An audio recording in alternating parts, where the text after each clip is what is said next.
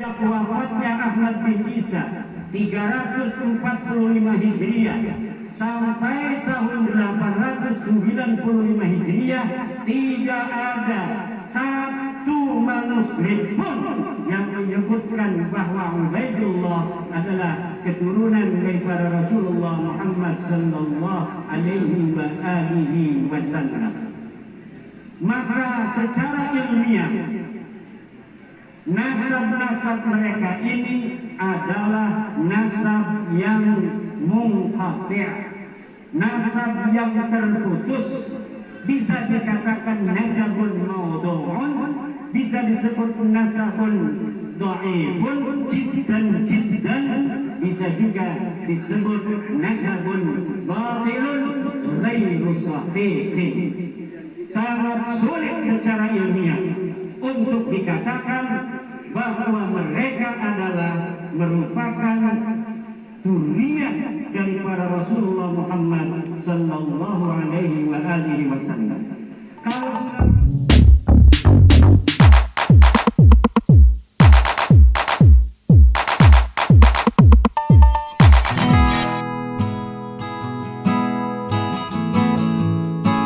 Assalamualaikum warahmatullahi wabarakatuh.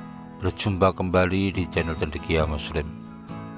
Teman-teman sekalian, ada satu informasi yang mengejutkan ya. Kalau tidak salah, kemarin ada pelaporan di kepolisian yang dilakukan oleh LBH Melati Suci Al-Mubarak bersama pengurus pusat Majelis Muhin Nufus ke Polda DIY. Pelaporan ini dengan terlapor Kiai Haji Imaduddin Usmani, tokoh yang akhir-akhir ini viral ketika membuat sebuah penelitian tentang kesahihan nasab dari para habaib yang ada di Indonesia. Dengan judul bukunya ya, menakar kesahihan nasab habib di Indonesia. Kemudian hasil penelitian ini menjadi perdebatan di ruang publik. Bahkan beliau sendiri, Kiai Haji Imaduddin, juga berkali-kali melakukan ceramah atau berceramah ya, membahas soal kesahihan nasab tersebut, kemudian dengan nada tegas, lantang, bahkan menantang para ulama yang berbeda pendapat untuk menandingi atau membantah penelitian yang beliau buat ya, terkait dengan kesahihan nasab.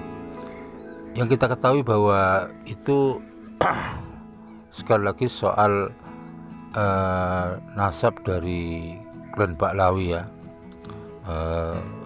terfokus pada apakah Ubaidillah bin Ahmad itu keturunan Rasulullah atau bukan, yang tentu saja berdampak pada para habaib yang ada di Indonesia.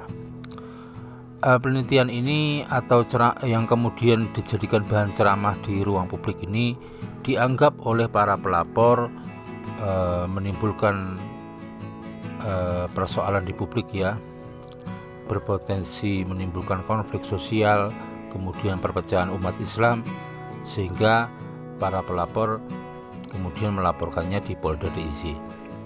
Dan itu terregister dalam laporan polisi nomor LP-B-3-5-2023-SPKT-Polda DIY.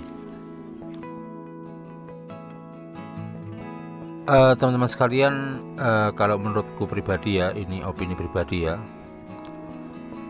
seharusnya untuk hal-hal yang bersifat akademis seperti ini ya, sebuah penelitian itu lebih tepat atau seyuksanya itu diajukan atau dijadikan bahan untuk ruang-ruang akademis, berada pada ruang yang sesungguhnya. Jangan sampai sebuah penelitian ini kemudian justru dia bergeser menjadi ruang perdebatan di publik yang tentu saja publik itu ya SDM-nya macam-macam. Ada yang bisa menangkap bahwa sesuatu itu adalah hasil riset, ada yang kemudian publik menangkapnya berbeda, dianggap sebagai bentuk provokasi. Jadi kajian ilmiah, penelitian ilmiah itu harusnya berada pada ruang yang tepat, yaitu di ruang akademis. Kalaupun informasi soal itu harus disampaikan ke publik, itu harus memilih diksi dan narasi yang berhati-hati. Jangan sampai bersifat justifikasi, bahkan yang sangat disayangkan jika itu dibumbui dengan nada-nada provokasi. Jadi sekali lagi ini mungkin karena sesuatu yang seharusnya berada di ruang akademis digeser ke ruang publik, dibumbui dengan narasi atau diksi-diksi yang berpotensi orang menangkapnya berbeda begitu. Dan yang lebih parah ini kemudian dibumbui oleh para youtuber yang kesannya menjadikan ini sebagai bahan untuk saling menghujat, saling menghina, saling menyerang dan lain sebagainya. Tidak terbiasa dengan iklim-iklim akademis yang berbeda pendapat begitu. Dan teman-teman sekalian, seharusnya pula ya, kalaupun punya penelitian yang luar biasa, punya satu kajian yang luar biasa, kita juga harus bisa mencontoh dari etika para penulis kitab terdahulu ya, para imam madhab dan para ulama-ulama besar terdahulu. Beliau-beliau yang mengarang kitab dalam ilmu agama dalam berbagai bidang ya, itu selalu saja dalam akhir karyanya itu selalu dituliskan wallahu a'lam bishawab, bahwa apa pendapat mereka yang sampaikan di kitab itu tentu Allah yang lebih tahu kebenarannya. Harusnya etik seperti ini juga menjiwai para ulama-ulama kita yang sekarang ya. Kalaupun punya pendapat tentang sesuatu masalah, itu jangan lupa di akhirnya harus selalu ada ketawaduan, bahwa pendapat atau penelitian yang dibuat itu belum tentu sebagai sebuah kebenaran, karena kebenaran itu hanya Allah Subhanahu wa Ta'ala yang tahu. Itu menurutku. Tetapi di sisi lain juga publik jangan juga alergi terhadap hal-hal yang baru, terhadap karya-karya yang baru, terhadap keilmuan yang baru, karena ilmu itu senantiasa dinamis, berkembang, terus akan berkembang, penelitian itu akan terbuka. Jadi menurutku meskipun ini tentu saja dampaknya di publik ini benar-benar kita rasakan ya, perpecahan umat Islam setidaknya dalam konteks media sosial itu terjadi, tetapi untuk menggeser ini menjadi perkara pidana menurutku juga tidak tepat lah. Tidak tepat. Seharusnya para ulama ini tabayun untuk saling menahan diri, tidak saling menyerang di ruang media sosial, kemudian lebih juga mengedepankan nilai-nilai akademis. Penelitian bantahlah dengan penelitian, tetapi yang melakukan penelitian jangan menjustifikasi soal itu sebagai sebuah kebenaran, karena bagaimanapun juga sifat dari ilmu sosial, ilmu penelitian itu tentu selalu aja terbuka ruang untuk terjadi perbedaan pendapat. Menurutku begitu.